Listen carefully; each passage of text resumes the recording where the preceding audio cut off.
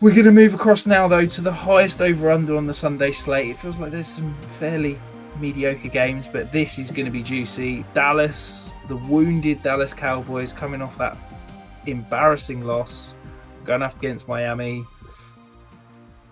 How are you attacking this slate? Is this one that you're going to try and get as many of those options in as possible in DFS lineups, or is it going to be too chalky and one you want to avoid?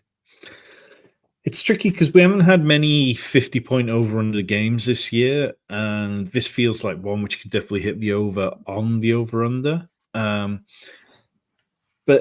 what was kind of easy to project earlier on in the season was the fact that Miami's defense was poor, but over the last 5 games, they've been top 5 in both run and pass defense. It's really been quite a turnaround for them, and now what they should be doing as a team is seeing what the Bills did against the Cowboys last week and going, okay, we can run on this team, and the Cowboys don't seem to have an answer to it. And now we're going to face one of the most creative run games in the league who use motion to greater effect than just about anybody.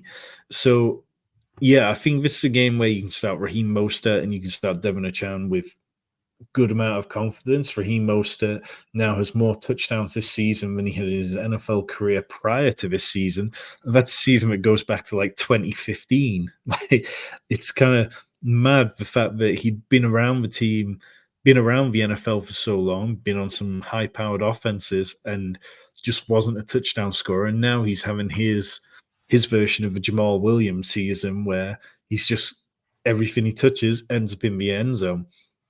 I think that if you're in a semi-final game and you've got Tyreek, you absolutely have to play him because the team really want him to get this 2,000 yards record, and he only needs 150 per game to break that record.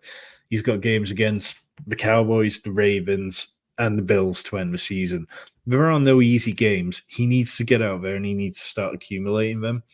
And then on the other side of this, I really like Dak Prescott this week. I think you can start him with confidence.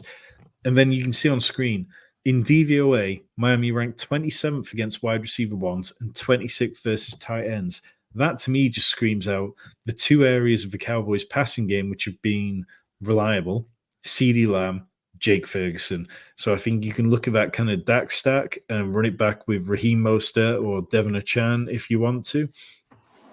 But Jalen Waddle, I don't think we're going to see the kind of performance that we did last week. I think, his splits with and without Tyreek Hill are going to be pretty obviously very favorable to him. And there's nobody else. The Miami game is very condensed. Tua hasn't been a particularly fantasy great quarterback this year. He's fine for super flex leagues, but you more often than not don't want to start him in single quarterback leagues. Yeah, I think for me, I may be overthinking this, Tom, okay? But bear with me for 2 minutes here. Dallas, we know that the way that you can get after this Dallas defense, they've got an incredible pass rush. They've got some ball-hawking, aggressive corners. And the way you get after them is you run the ball up the middle because they don't have that run-stuffing, two-gapping, nose tackle, whether you want to call it a 3-eye or a 1 technique. But you'd look at it and you'd go, Miami is a great rushing offense. Dallas struggle against the run. Miami's going to run the ball all over them. But where Dallas struggles is up the middle, okay?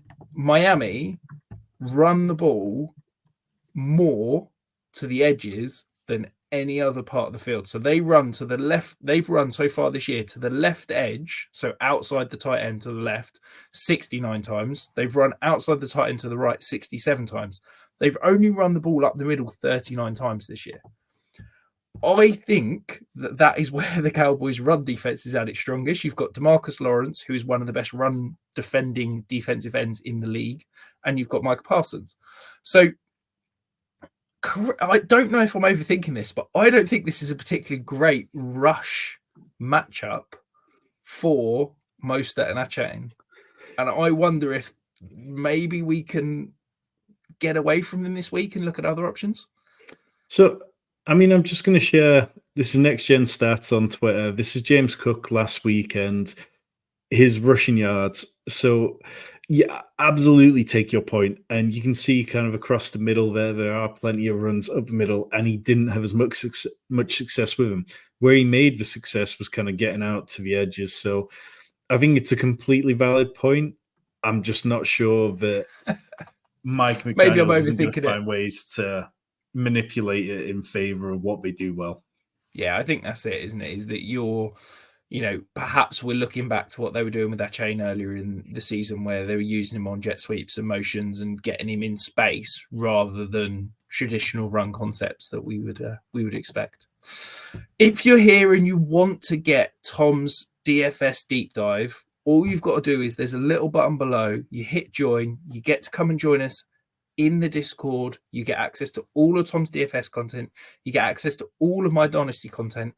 And it is official today. I started compiling the rookie guide. Last year was 171 pages.